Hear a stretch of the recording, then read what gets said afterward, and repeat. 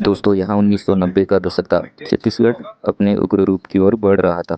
नक्सली आदिवासियों को जमीन, वन अधिकार और शोषण जैसे मुद्दों को उठाकर उन्हें अपने आंदोलन में जोड़ रहे थे।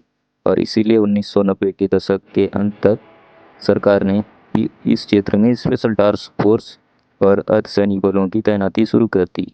दोस्तों यहाँ 1900 के आसपास की ही समय था। सुरक्षा बलों को यह सूचना मिलती है कि सुरक्षा सुकमा जिले के जगर गुंडा इलाके में कई छोटे छोटे गांव में नक्सली छिपे हुए हैं और इसीलिए सुरक्षा बलों की एक बड़ी टीम इन गांवों की तरफ निकल जाती है। और जिस भी आदमी पर यह शक होता है कि वह नक्सली है तो या तो उसे गिरफ्तार किया जाता है या फिर उसे पूछताछ की जाती है। दोस्तों उसी दौरान सुरक्षा बलों के जवान जगरगुंडा इलाके के पूर्ववर्ती गांव में जाते हैं। ये गांव काफ़ी छोटा, ज़्यादातर इस गांव में मूर्या आदिवासी रहते हैं और इन्हीं आदिवासियों में साथ एक 16 साल का लड़का रहता था जिसका नाम संतोष था। उसके बाद सुरक्षा बलों के जवान सभी गांव वालों को इकट्ठा करते हैं और उनसे पूछताछ करते हैं। पूछताछ में यह भी पता चलता है कि कुछ दिन पहले इस गांव में नक्सली आए थे। उसके साथ जब सुरक्षा बलों ने उन गांव वालों से पूछताछ की तो कई सारे ऐसे लोगों पर शक था कि वह नक्सली हो सकते हैं, इसलिए उनको गिरफ्तार भी किया गया। तभी दोस्तों सुरक्षा बल के जवान गांव से पूछताछ ही कर रहे थे कि लेकिन तभी गांव के अंदर एक घटना घट जाती है। गांव के बाहर एक लड़की के साथ कुछ लोग ने दुष्कर्म किया और गांव वालों का दावा था कि दुष्कर्म करने वाले कोई और नहीं बल्कि सुरक्षा बल के जवान थे। इस बात ने पूरे गांव में हड़कंप मचा दिया और उसी दौरान उस गांव से एक 16 साल का लड़का सामने आता है जिसका नाम संतोष था। उस लड़के का दावा था कि वह लड़की का भाई है।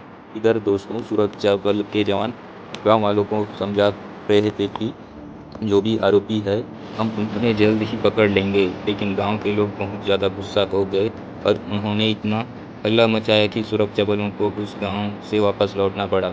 अब दोस्तों वह जो 16 साल का लड़का था जिसका नाम था संतोष, उसकी बहन के साथ हुई इस घटना की वजह से वह गुस्से और नफरत में भर गया। पर इसी नफरत में वह एक फैसला करता है कि वह सुरक्षा बलों से इसका बदला लेगा और इसी बदले की आग में वह माओवादियों के एक संगठन से जुड़ जाता है। दोस्तों कहा जाता है कि वह लड़का काफ़ी तेज था। वह हर किसी चीज़ को बहुत ही जल्द सीख जाता था और इसीलिए इसीलिए माओवादियों ने उस लड़के को गोरिल्ला युद्ध का परिचय दिया। पर जल्द ही वह 16 साल का लड़का माओवादियों के संगठन में कुछ पद तक पहुंच गया। वैसे दोस्तों मैं आपको बता दूं कि वह लड़का और कोई नहीं, भारत का सबसे खूंखार नक्सली माड़वी हिडमा था। आधिकारिक पुष्टि नहीं है। यह संभावना है कि यह कहानी माओवादियों का एक प्रोपेगेंडा हो।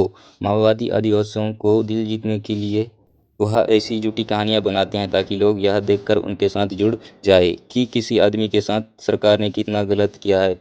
इधर इधर दोस्तों सुरक्षा एजेंसियों का कहना था कि हिडमा नक्सली विचारधारा से प्रेरित होकर इस संगठन में शामिल हुआ था, ना कि किसी व्यक्तिगत बदले के कारण। अब वजह चाहे कोई भी हो, लेकिन हिडमा काफ़ी तेज तर्रार था। पिछले की दशक उसने कई सारे हमलों को अंजाम दिया। आज वो भारत का सबसे खूंखार नक्सली बना हुआ था। उसके ऊपर 1 करोड़ का इनाम था। दोस्तों कहा जाता है 2000 के दशक तक हिडमा सुकमा, बीजापुर और दंतेवाड़ा में माओवादियों का प्रमुख नेता बन गया था। वर्तमान में हिडमा सीपीआई की सेंट्रल कमेटी का सदस्य, people's national guerrilla army battalion number 1 का प्रमुख था। दोस्तों हिडमा ने कई सारे बड़े हमलों को अंजाम दिया है, जिसमें सबसे बड़ा हमला दंतेवाड़ा हमला जो 2010, इस हमले को सीआरपीएफ पर अब तक का सबसे बड़ा नक्सली हमला माना